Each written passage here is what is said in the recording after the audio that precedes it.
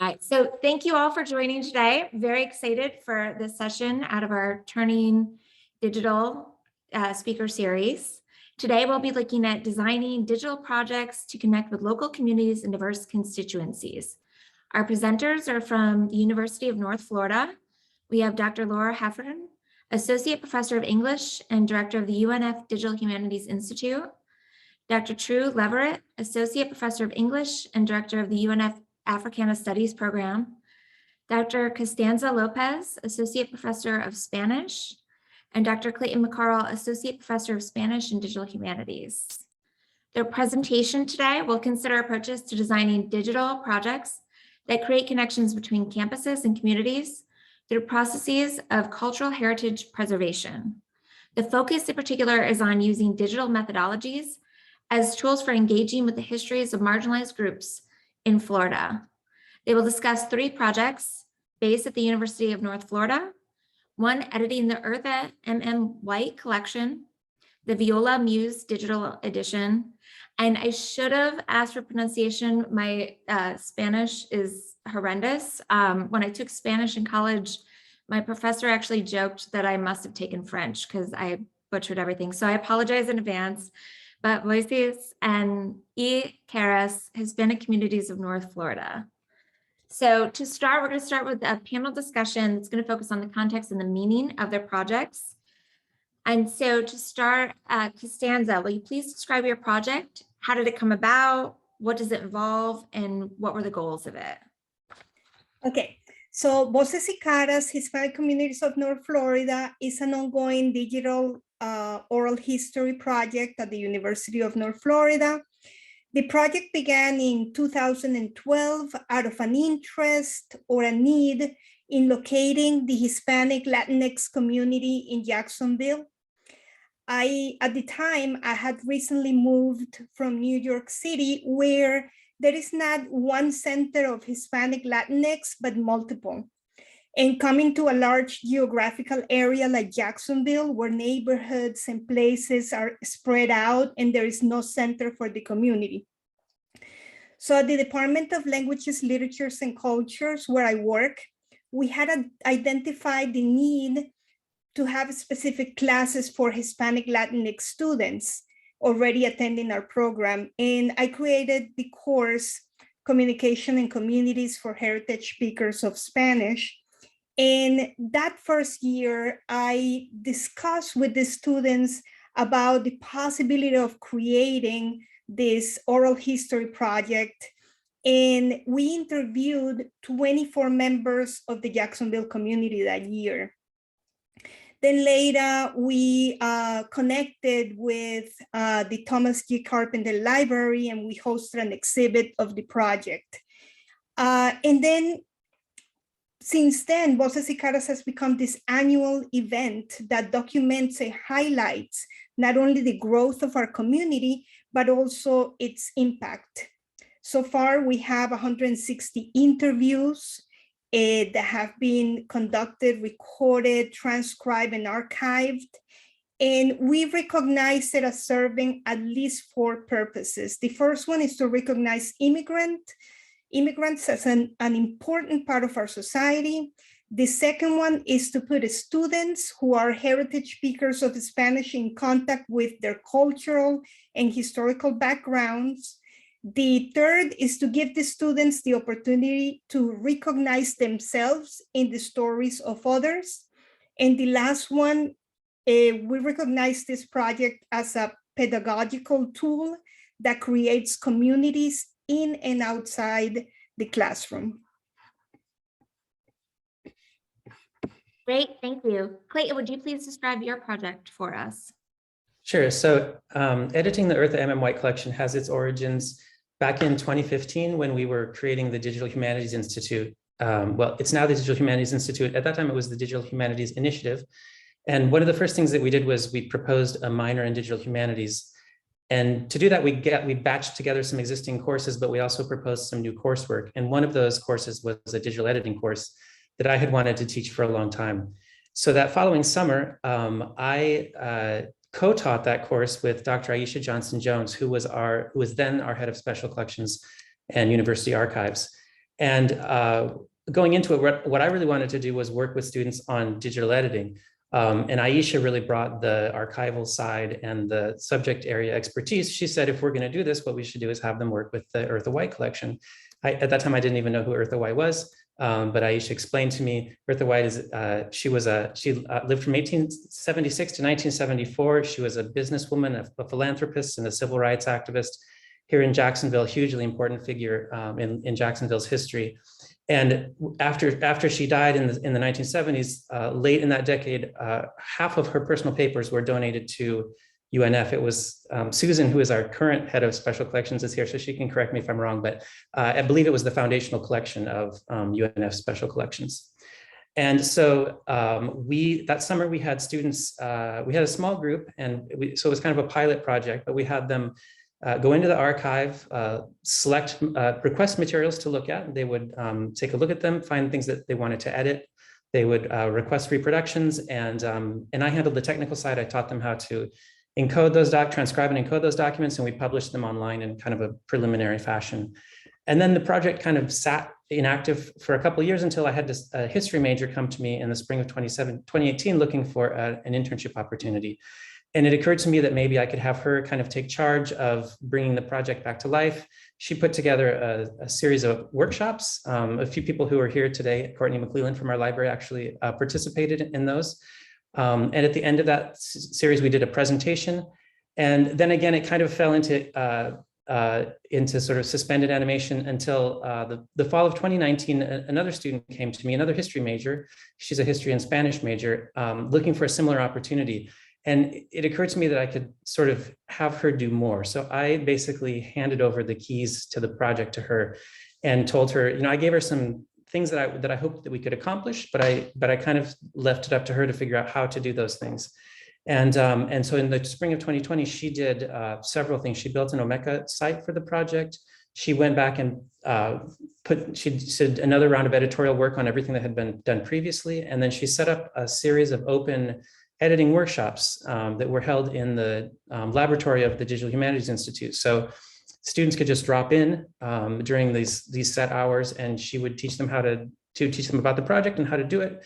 And that worked really well. So the project kind of began as me wanting to do sort of a pedagogical experiment, and it has turned into, I guess, two things. Obviously, it is, in terms of its goals, it's about editing these really important papers that UNF is really lucky to have, and that have this enormous value.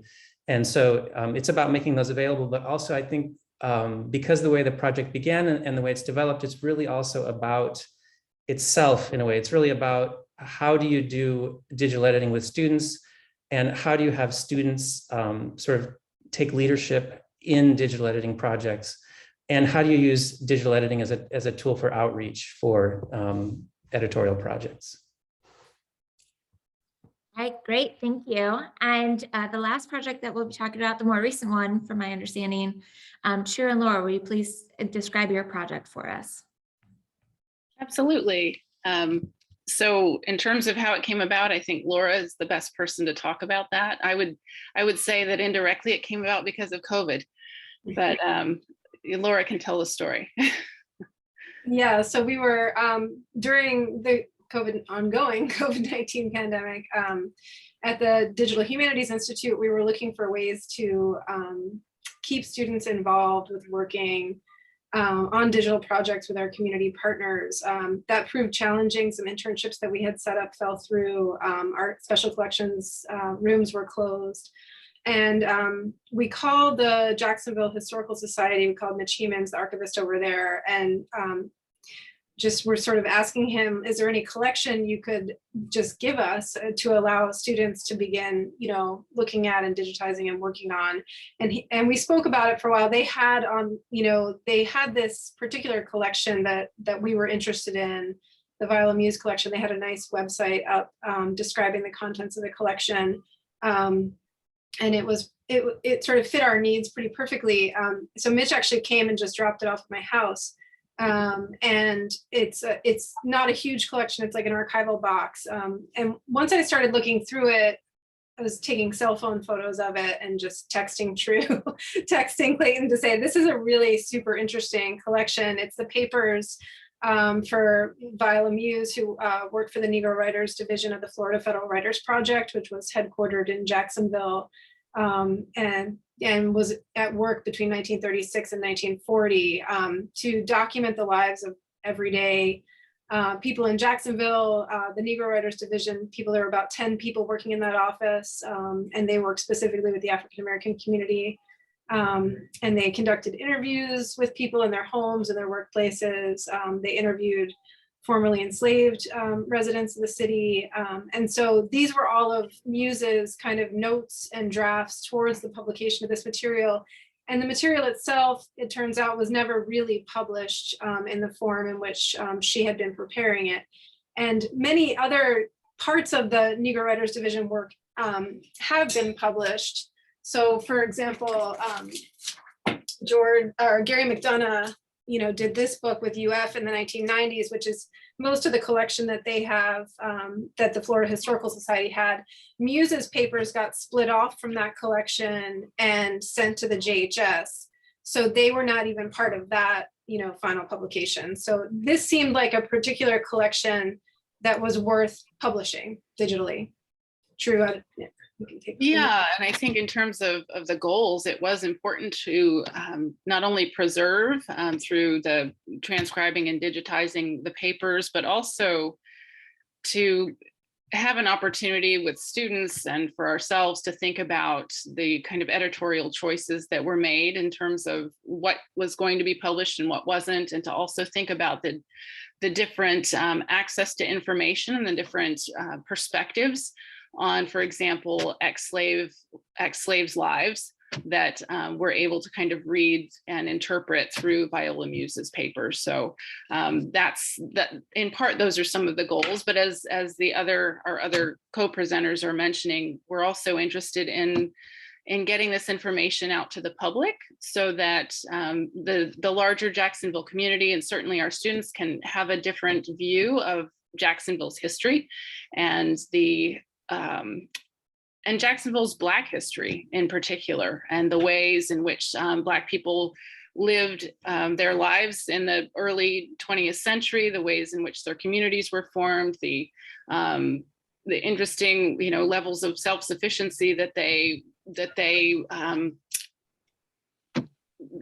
in which they lived. And I'm thinking in particular, for example, that the children, Black children, were not allowed to be taught art in public schools. And so there were other mechanisms by which the Black community were able to educate Black children in the arts. And so this is the kind of information that comes out in Viola Muse's papers that is really important and interesting for thinking about not only Jacksonville's past, but the ways in which we remember and create narratives about our history and about citizenship as well. So.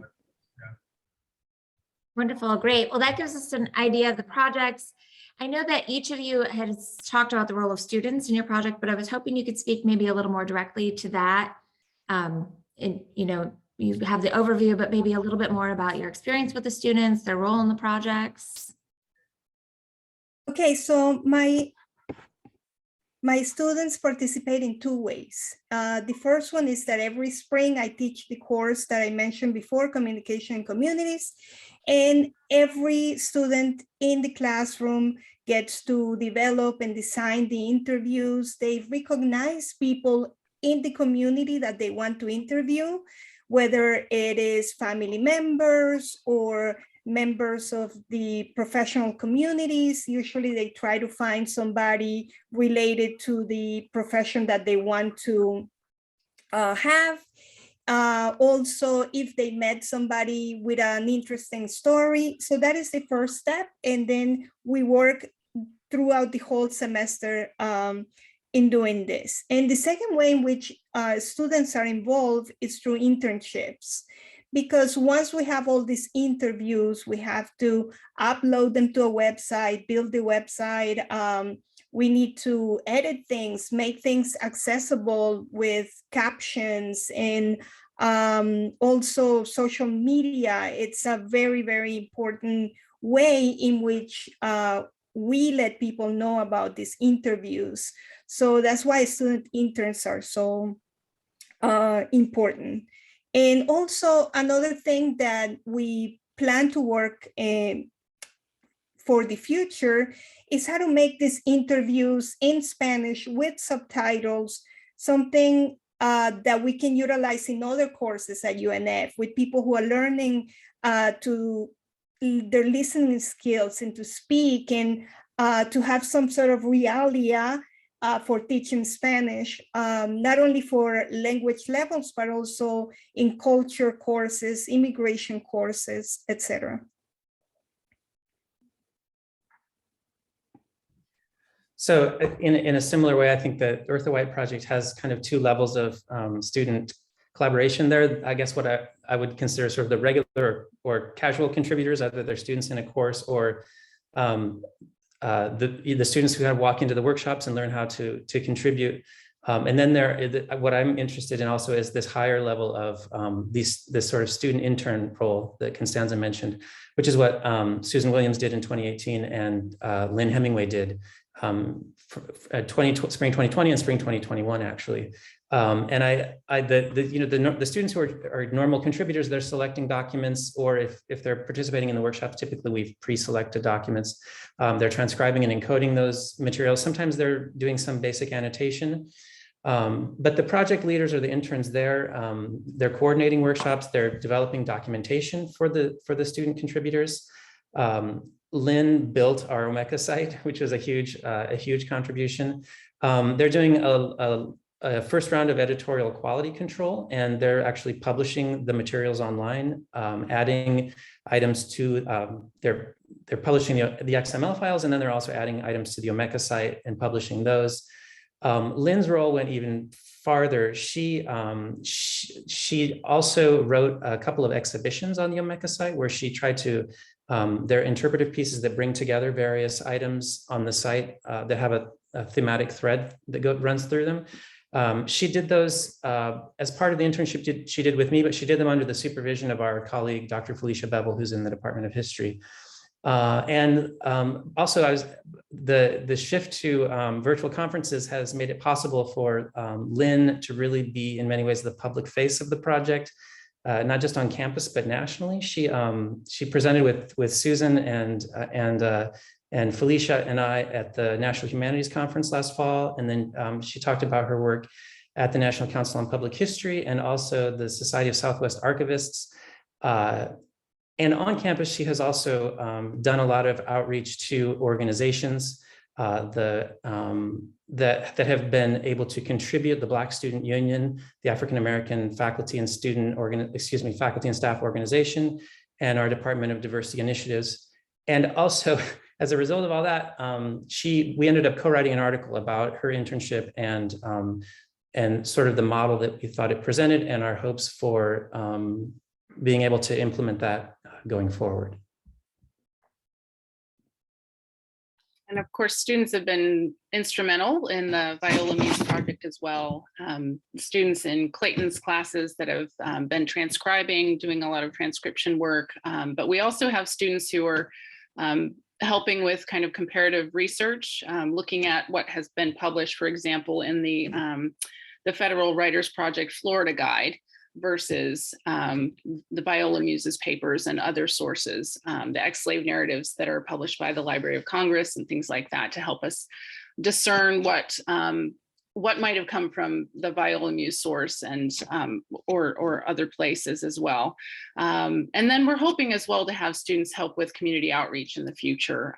We've been contacted by some local entities who think that the project might be useful in different ways. And so we're hoping that students can help with that. And then they've been, I mean, Laura can talk about this as well. They've been helpful with through internships, obviously, but also work study students who've helped us scan things for our reading groups. So as we're trying to compare these publications. So Laura, do you have other things to add?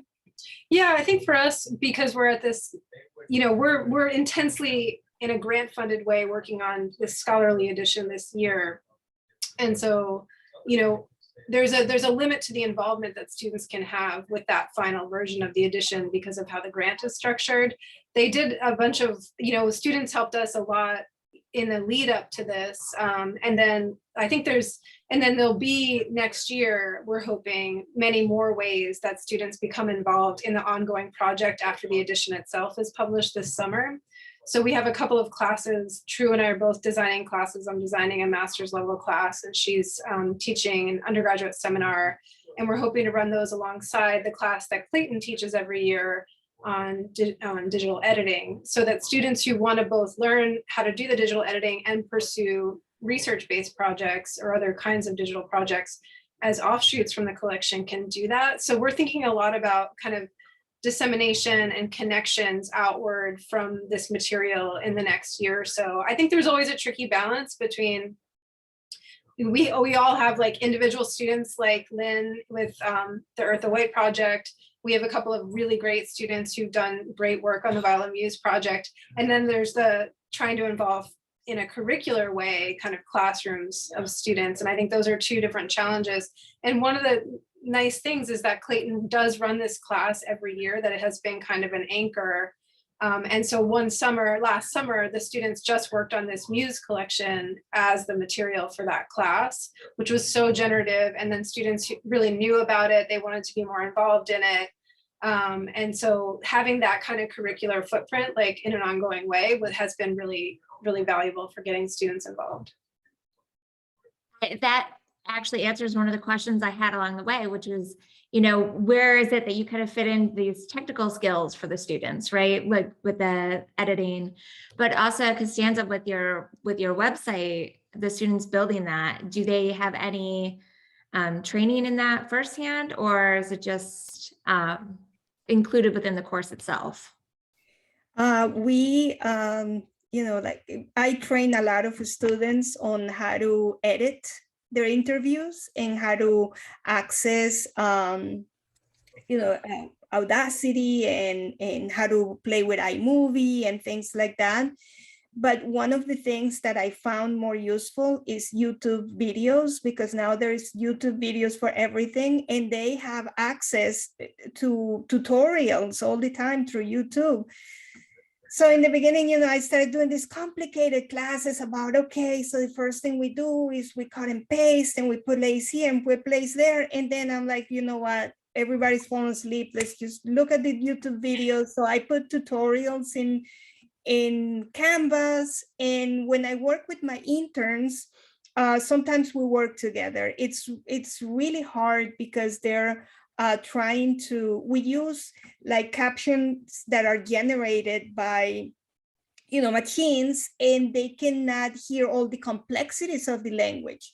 So many times, we have to listen together, and sometimes they have a hard time and they're like, I can't hear this. So they rely a lot on my ear and how I'm used to listen to all kinds of, I've been listening to these interviews over and over again. So, it's a little bit of everything. It's a little bit about the technologies that I know, the technologies that CERT, the Center for Instructional Technologies at the University of North Florida, help us with and teaches us how to do. And also, we rely a lot on what's out there on the web. Wonderful, great.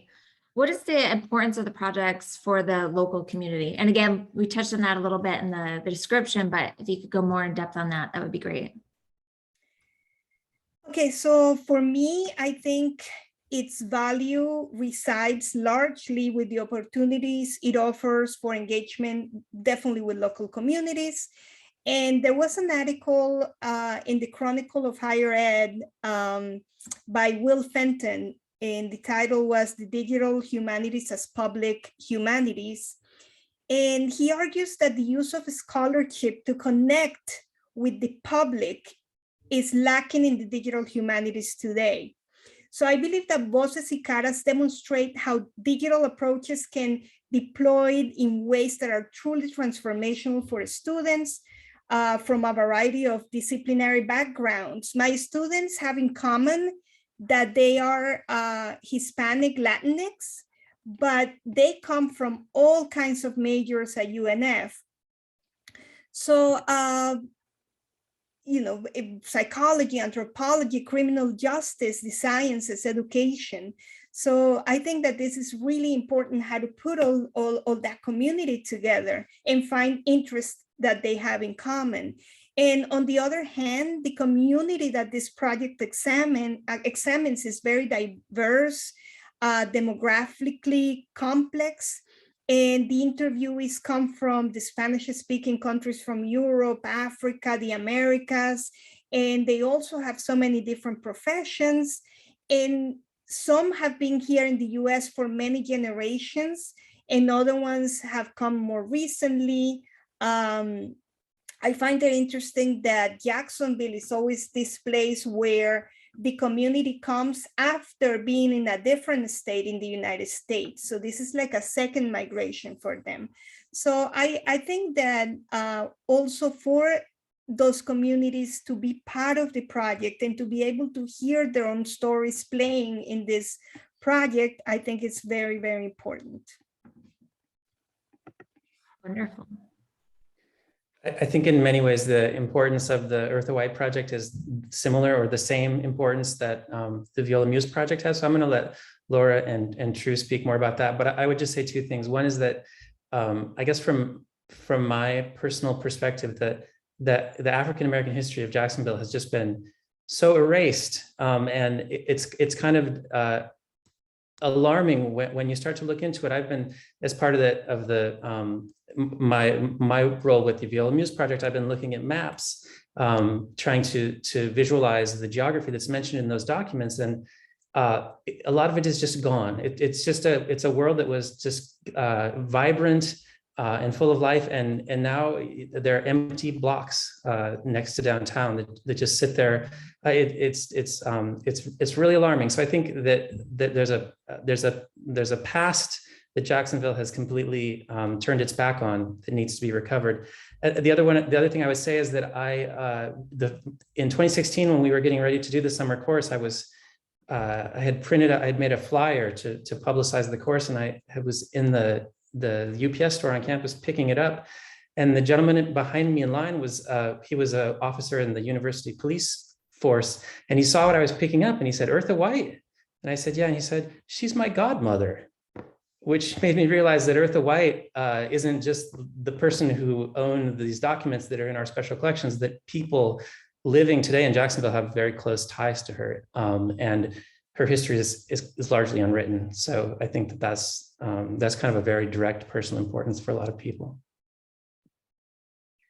I think what Clayton's mentioning is really important, and that's something that I wanted to come back to, this erasure of Jacksonville's African-American history. And it's not just an erasure narratively, but it's as he's pointing out through the map project, it's an erasure physically.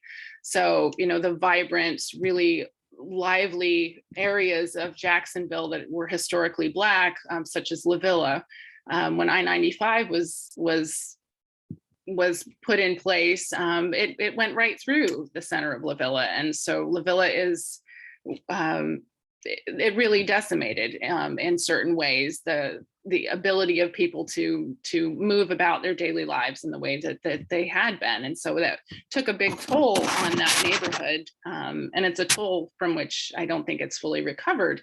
But I think a lot of people don't know about those kind of physical political choices that have been made that really do have an impact on how we think about and how we value different lives in different neighborhoods that have been here for a long time. Yeah, and so I do keep coming back to that idea that this the Viola Muse project really helps me think about how we're creating narratives of America's past and Jacksonville's past, and what we're choosing to erase in those narrative ways, but also in these ongoing kind of physical ways. So Laura, would you like to add anything? Or?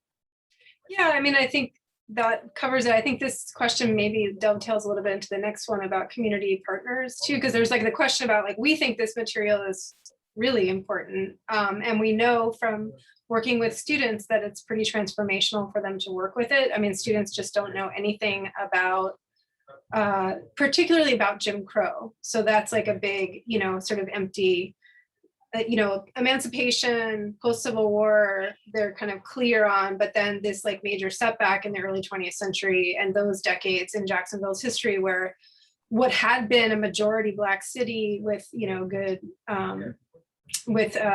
you know, dozens of African-Americans serving in city government went all the way down to zero, you know, during legal segregation. So like that, this, you know, working with primary materials like this makes the feel of that era and a new understanding kind of come to light for students. So we know it's valuable for them to work with these materials. And we know that, you know, True and I have been on the local news, like these are stories that more and more the city is realizing that it needs to tell. They have a civil rights task force that was assembled in 2018 to review kind of what the city knows about itself, you know, in terms of the history of civil rights locally. So we know that these stories are valuable. We know it's important for students to work with these materials, but then sort of bridging this gap to like, you know, actually bringing that to the community, like, and there's this sort of set of questions, practical questions around like how this goes further than us teaching with, you know, us working with students on campus to some kind of wider importance. How does it hook up to the bigger stories, you know, that we're sort of telling? And we're just at the beginning stages with Viola Muse, but like one of the things that True and I have done is to say, like, we don't know enough, we ourselves don't know enough about this particular moment. Let's have a secondary reading group where we're going through kind of the historical research on this moment, other primary documents related to the Federal Writers Project. And then we asked, you know, other people who work on these topics in Jacksonville to join us. So like Jennifer Gray, who's I see is here today, like is a amazing resource. She's public services librarian at FSCJ. She's been working on a course at FSCJ on Jack's history that will, you know, be an online course for fall 2023. I think I have that right. So, you know, so we meet kind of every 2 weeks to talk about reading, and we have David Jameson, who's a history professor at Edward Waters. So we've kind of just been trying to sort of build a network and meet people and read together and work together kind of on some of these things so that something a little bit more substantial could grow out of that. Because I think for me, you know, we can talk more about it, I guess, but like this question of how we know the importance, but then how do you make that a reality to a wider public in the way that Costanzas Project is very much does that, like from the get-go, like it's very, you know, it involves the community from the base level. So that's wonderful. I really like how you're taking the other digital projects that already are in progress and trying to integrate them. And you had mentioned that before with the students too, that they're having them look at both of that. So you had touched on the idea of external entities, organizations that you're working with in the community. Which organizations and how has that really helped the work that you're doing? Okay, well, for me is that again, the community that we interview, the time, the enthusiasm that they have when it comes to talking to our students and sharing their stories, that is for the most part that partnership that my project has. Apart from that, you know, we have the Jacksonville Historical Society. They came up with their own project very recently, which is called Voces de Hispanos.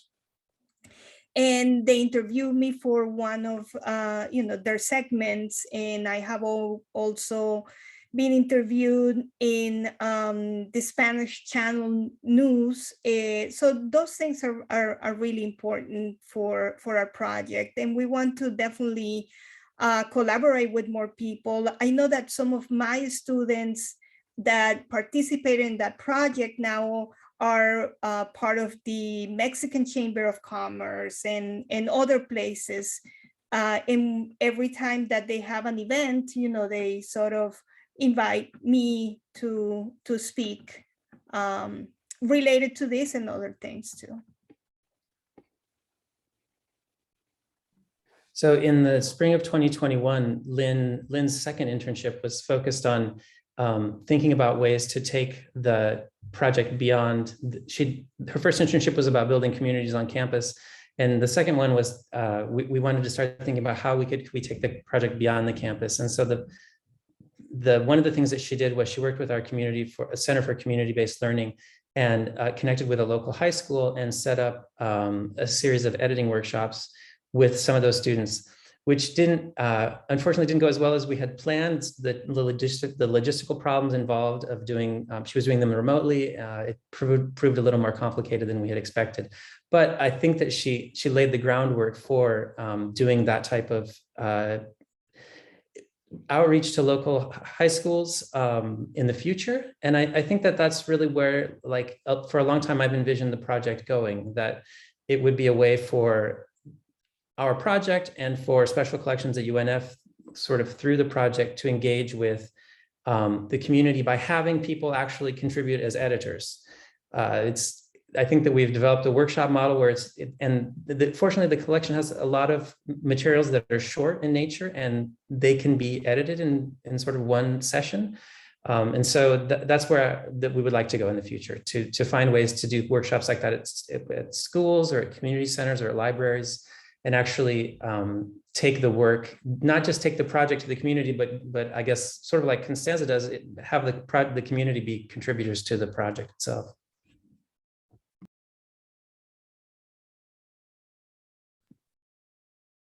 Wonderful. True, did you want to, sorry, did you I want to wasn't add? sure if Laura was going to speak first or not, so we're navigating this. So yeah, our partnerships, I mean, thanks to JHS for allowing us to do this, really, the Jacksonville Historical Society. But I think, a lot has come about also, in addition to what Constanza and Clayton have talked about with their projects, just because we've gotten the support of the media and had some attention, we've been able to even connect with, or people have reached out to us from the community, which has been so valuable. So for example, there's one woman who knew Viola Muse when Muse ran a private kindergarten here in Jacksonville. And so this woman was one of her students, and she contacted us, and we were able to talk to her and get a lot of really valuable information about Viola Muse as a person. And then we've also had the fortune of connecting with, I'm sorry, I'm blanking, Mitch, who's helping us through the writs now, who has found, thank you, Heman, yes, thank you. So who's found additional information about Muse there in the collections that they have at the Ritz Theater and Museum. And so even photographs, finally, we were really excited to finally see some photos of her. And he's been really instrumental in kind of digging up some additional background information on her and some biographical information on her as well.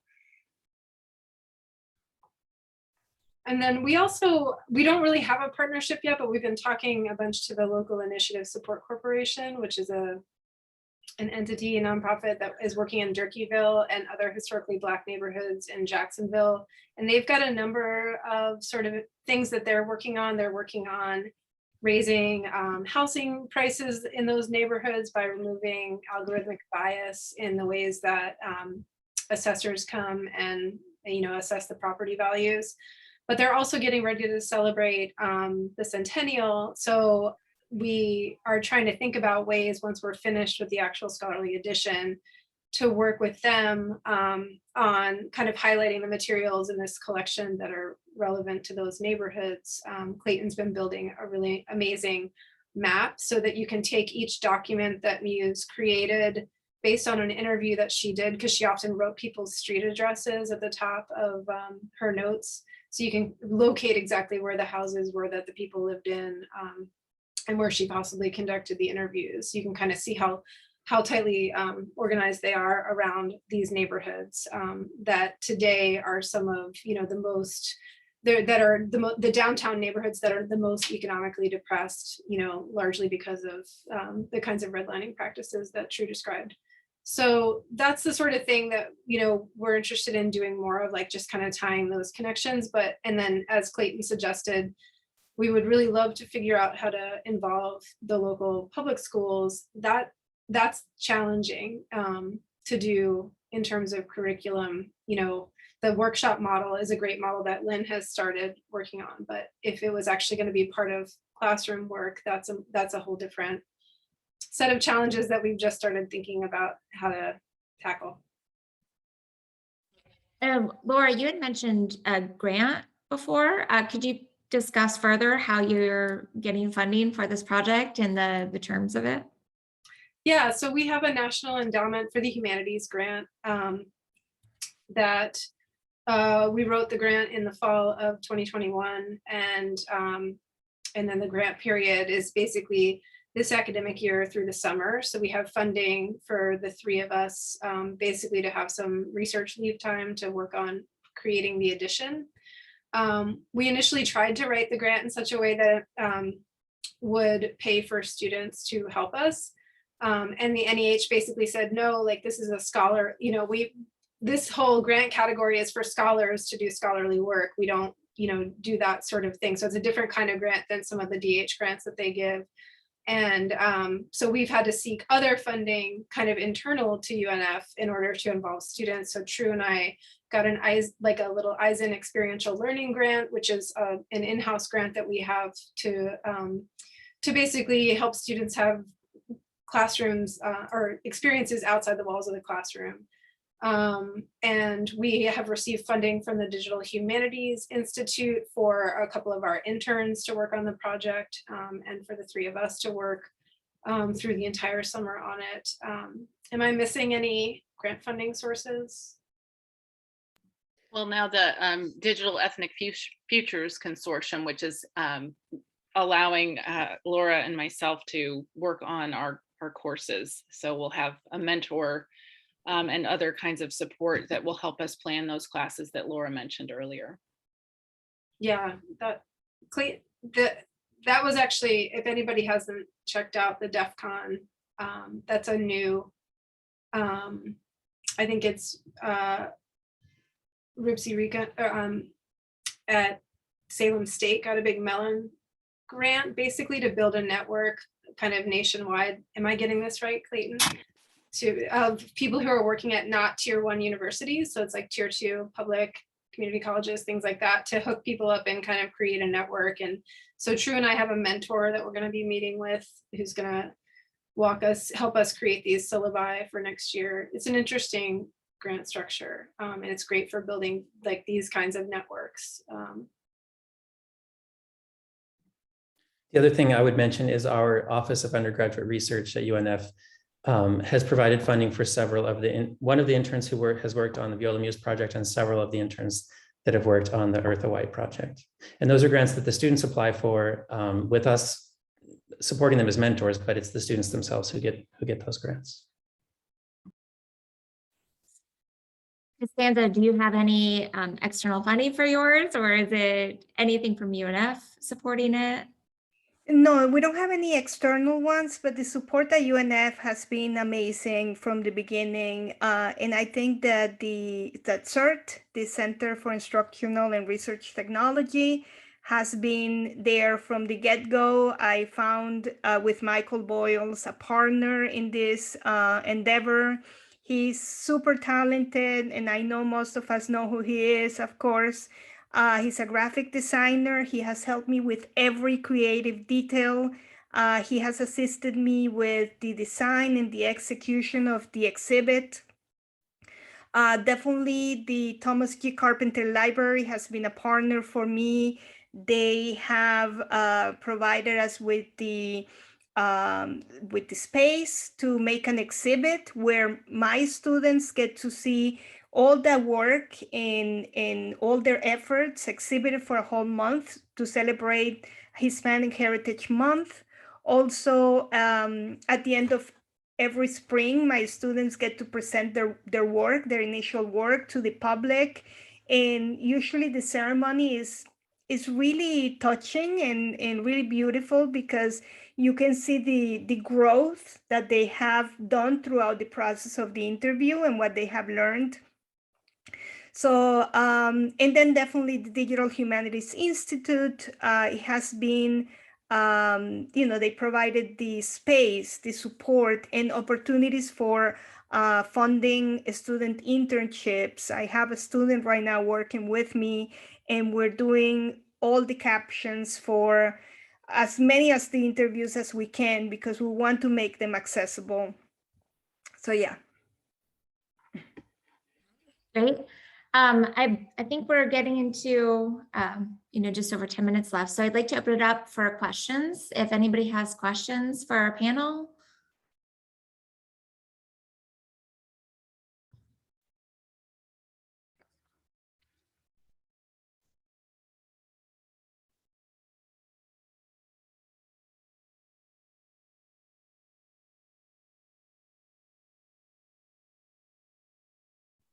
Is there anything else that the panel would like to, anyone in the panel would like to add before we kind of take a little, bathroom break and then head on to the practical considerations? I think that's where we might have maybe more questions, is the practical considerations. I would just reiterate something that Costanza said, that for her project, the partnership with the library has been really important. For the Eartha White project, it wouldn't be possible in any way without the support of the library. They've been partners from the very beginning.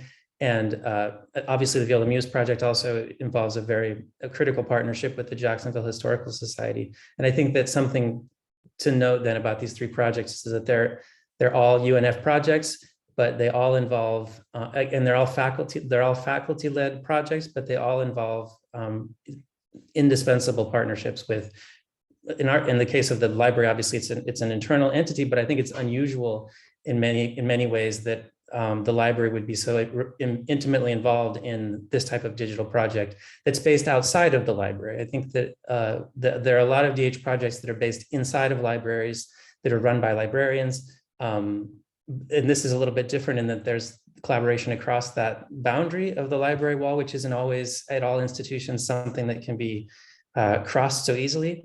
And then obviously the partnership with Jacksonville Historical Society is with an external entity. And so I think that, we've talked about sort of connecting with communities in general, and also, these sort of external partnerships, but I think that it kind of goes beyond being partnerships in the way that there's sort of, these projects they couldn't happen in any way without those relationships.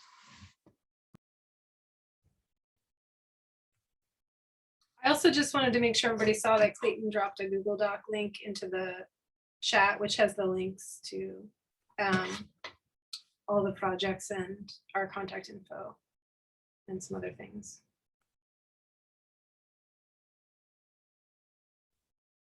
All right, well, thank you to our panel. We still have the second half kind of coming up, the practical considerations. I think we're ending a little early, so maybe if everyone's okay with it, we'll just take maybe like a 10-minute break and then start with the practical considerations of the projects. What do you guys think?